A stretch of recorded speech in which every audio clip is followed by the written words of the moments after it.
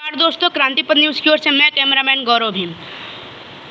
आज गुरु कृपा लॉज प्रयागराज में पासी समाज एका मोर्चा के पूर्व अध्यक्ष तथा वर्तमान संरक्षक मोतीलाल कश्यप, प्रयागराज हाईकोर्ट के वरिष्ठ अधिवक्ता पंकज सिंह रावत तथा वर्तमान अध्यक्ष पासी समाज एका मोर्चा रमाशंकर भीम जी मौजूद हैं। आज रमाशंकर भीम जी, हम आपसे पूछना चाहते हैं कि आज आप लोग यहाँ पे क्यों इकट्ठा हुए हैं? देखिए, ये हमारा व्यक्तिगत दौरा है, व्यक्तिगत कार्यक्रम से हम आए हैं और 8 अक्टूबर 2021 को जिस तरीके से हम लोगों ने पहली बार सेना में पासी रेजिमेंट के गठन का मुद्दा उठाया था, पासी समाज के ऐतिहासिक धरोहरों के संरक्षण और सौंदर्यीकरण का मुद्दा उठाया था, समान शिक्षा और निःशुल्क शिक्षा का मुद्दा उठाया था, पासी समाज के उत्पीड़न को रोकने के लिए SC/ST एक्ट का अक्षरशः पालन करने का मुद्दा उठाया था। वो कार्यक्रम आदरणीय मोतीलाल कश्यप जी के नेतृत्व में हुआ था, जिसमें श्री माता फेर सरोज साहब, अपर पुलिस कमिश्नर, मैं स्वयं और राम कृपाल जी, लक्ष्मी प्रसाद रावत जी, ये लोग छेदालाल साथी जी संरक्षक की भूमिका में थे। धीरे धीरे कुछ लोगों को जैसे जैसे लगा कि उनका जो संगठन है वो शायद नेफ्ट में चला जा रहा है, जबकि बहुत स्पष्ट था कि पासी समाज एका मोर्चा में जितने भी संगठन होंगे वो सब अपने अपने कार्यक्रम, निर्धारित कार्यक्रम जैसे करते आए हैं वैसे करते रहेंगे, लेकिन जहाँ ज़रूरत पड़ेगी वहाँ पर सारे लोग एक साथ एक मंच पे आके अपनी आवाज़ उठाएंगे। अभी जो मुद्दा है वो फिर 8 अक्टूबर 2024 को हम लोग इको गार्डन में इकट्ठा हो रहे हैं। एक आपके चैनल के माध्यम से एक मैसेज देना चाहता हूँ मित्रों कि हमारे जो सामाजिक संगठन के लोग हैं और राजनीतिक संगठनों के लोग हैं, उनके अंदर एक बड़ी सी बीमारी होती है। ये राष्ट्रीय अध्यक्ष हैं और जिस दिन से अध्यक्ष पद का भार छोड़ना पड़ जाए तो ऐसा लगता है कि जैसे उनकी कोई जागीर किसी ने छीन लिया, जबकि हमारे संरक्षक, वर्तमान संरक्षक और पूर्व अध्यक्ष जी सबकी सहमति से तय हुआ था कि मोर्चे में सबको बार बार नेतृत्व करने का मौका मिलेगा, लिहाजा 2 साल या 3 साल का कार्यकाल सबका रखा गया था।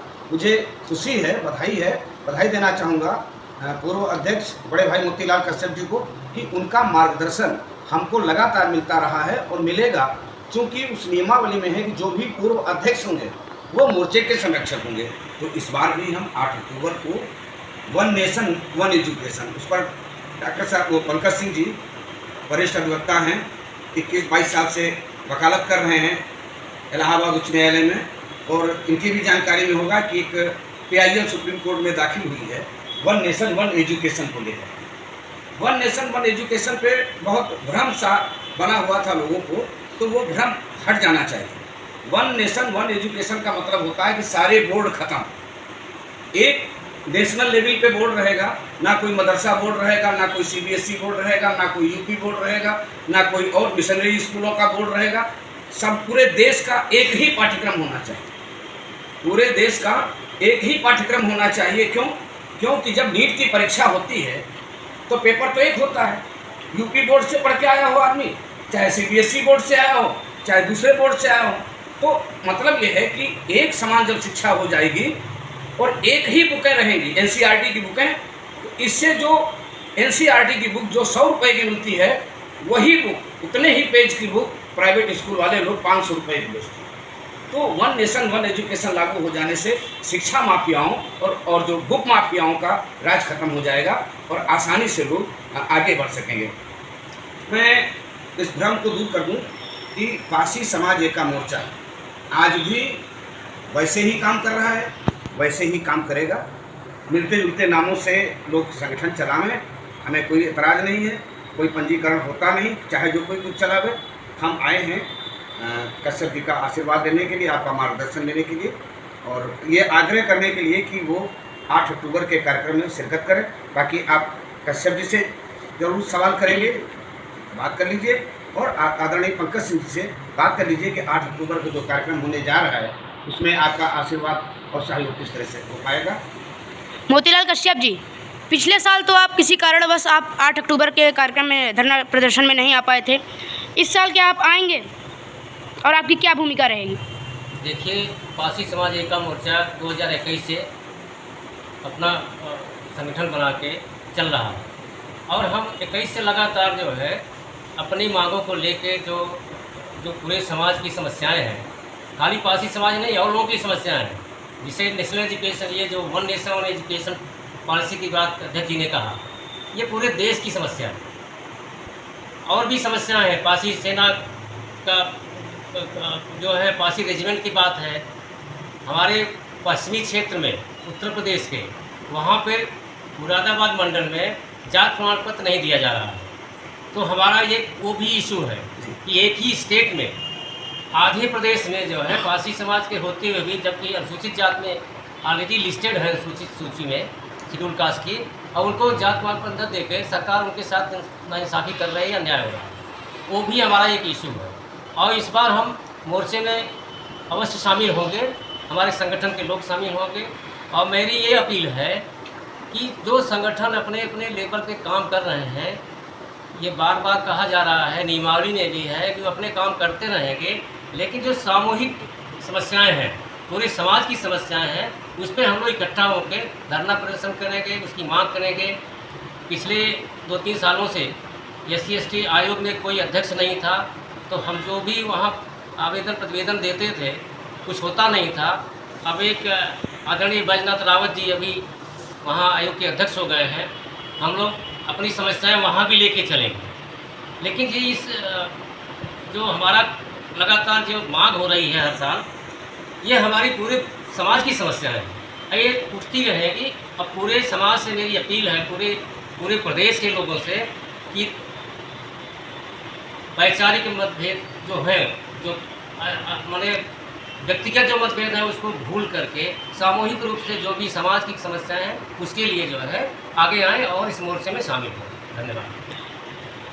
एडवोकेट जी, अधिवक्ता जी, 8 अक्टूबर के धरना प्रदर्शन को लेकर आप पारसी समाज से क्या अपील करना चाहेंगे?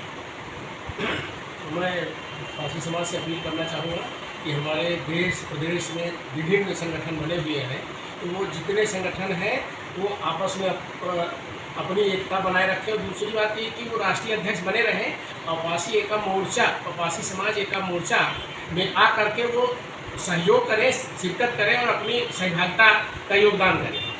अगर ऐसे अलग अलग ये संगठन चलाते रहेंगे तो हमारा जो मिशन है, जो उद्देश्य है समाज का, उद्देश्य एक ही सारी राष्ट्रीय अध्यक्षों का है कि समाज का कार्य कर रहे हैं, लेकिन अलग अलग कर रहे हैं। तो इससे कहीं सरकार पे या धरना देते हैं तो उसका कोई सरकार पे दबाव नहीं बनता, कोई प्रभाव नहीं पड़ता। अगर आप जिले में अपना करते रहिए, जब जिले में, स्टेट में, राज्य में या राष्ट्रीय लेवल पे करना हो तो सभी मोर्चे, सभी संगठन के लोग एक साथ हो जाए एक मोर्चा में, तो जिस भी मांग को आप रखेंगे उस धरना प्रदर्शन में सरकार के समक्ष, वो मानने को बाध्य हो जाएंगे। क्योंकि हर आदमी का अपना अपना संगठन चला के अपना उद्देश्य है, जाके अपना रख देते हैं अपनी बात धरना में, तो उसका कोई वैल्यू नहीं हो। और सारी बातें संरक्षक जी और अध्यक्ष जी ने कह रहे हैं, चाहे वन नेशन वन इलेक्शन की बात हो, चाहे वन नेशन वन एजुकेशन की बात हो, ये हमारी जो समस्याएं हैं ये व्यक्तिगत हमारे समाज की नहीं है, सब समाज की है। अगर इसमें वन नेशन वन एजुकेशन हो जाएगा तो गरीब का भी बच्चा इंग्लिश मीडियम गांव में भी पढ़ेगा, जो प्राइमरी स्कूल है बंद नहीं होंगे, इनमें भी इंग्लिश मीडियम और CBSE बोर्ड पढ़ाया जाएगा, तो सभी लोग सक्षम हो जाएंगे। और जो एजुकेशन माफिया हैं, स्कूल खोल के बड़े बड़े बच्चों की 2000-4000 पर मंथ फीस लेते हैं, बच्चे पढ़ नहीं पाते हैं, गरीब के सभी समाज के हैं, तो पढ़ेंगे और बराबरी उनको दर्जा मिलेगा। देखिए अभी और मेरी जानकारी में है कि वर्तमान जो सरकार है वो शायद इस मुद्दे पे कार्य करना चाह रही है, पहल कर रही है। आगे क्या हो इसका रिजल्ट बताएगा। दबाव तो बना है लोगों को ना। पिछले साल हम लोगों ने इस मांग को प्रमुखता से उठाया था कि अनुसूचित जाति जनजाति आयोग जो उत्तर प्रदेश में है, उसमें जो भी पदाधिकारी हैं किसी भी घटना पर घटनास्थल तक नहीं जाते हैं और वहाँ पर नियुक्तियाँ भी नहीं हैं। एक मंत्री लेवल से काम चलाया जा रहा है, तो नियुक्ति होना चाहिए। बधाई के पात्र हैं कश्यप जी और दूसरे समाज के लोग कि वहाँ पर नियुक्ति हो रही है। और इस समय हमारा एक बड़ा मुद्दा प्रमुखता से है जो हमारे पारसी समाज के इतिहास और पहचान से जुड़ा है। क्योंकि लखनऊ को महाराजा लाखन पासी ने बसाया है और उसके पौराणिक और ऐतिहासिक साक्ष्य हैं। जब रिवर फ्रंट की ये गोमती नदी की खुदाई हो रही थी तो वहाँ पर कुछ शिलालेख भी मिले थे, कुछ महल के शिलाएँ भी मिली थी।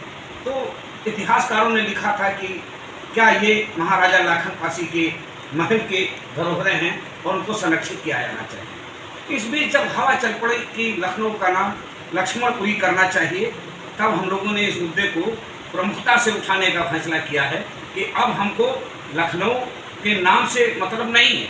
लखनऊ तो लखनऊ रहेगा ही, लेकिन टीले वाली मस्जिद हम हटाना नहीं चाहते। We are not communal. हम नहीं करें कि टीले वाली मस्जिद को हटाओ, हम ये नहीं करें कि किंग जॉर्ज मेडिकल कॉलेज का नाम बदलो। हमारी मांग है कि किंग जॉर्ज मेडिकल कॉलेज से लेके टीले वाली मस्जिद और गोमती नदी के किनारे तक वहाँ पर किसी सुगम स्थल पर 10 बाई 10 फुट का चबूतरा बना के महाराजा लाखन पासी की आदमकद प्रतिमा लगाई जाए और उसके नीचे ये लिखा जाए कि लखनऊ के निर्माता महाराजा लाखन पासी शासनकाल फला से बना पड़े। ये मुद्दा हमारा प्रमुखता से है। और मैं नहीं समझ पा रहा हूँ पंकज भाई और बड़े भैया कश्यप जी कि पासी समाज का कोई आदमी इससे अलग विचारधारा रखता हो, कोई भी संगठन चलाता हो, सब लोग चाहेंगे कि ये बात होनी चाहिए और ये इसके लिए पूरा देश चाहेगा, समाज चाहता है। तो ये उदाहरण था, ये एक उदाहरण था तमाम संगठन चलाने वाले लोगों के लिए कि जो कॉमन इशू होते हैं, अलग अलग हम हो सकते हैं, लेकिन जो कॉमन इशूज पे हम लोग एक साथ होना चाहिए। चलिए एक बार हम तीनों लोग फिर देश प्रदेश के लोगों से अपील करते हैं कि 8 अक्टूबर को इको गार्डन में हमें बहुत बहुत धन्यवाद। क्रांतिपथ न्यूज़ से बात करने के लिए बहुत बहुत धन्यवाद।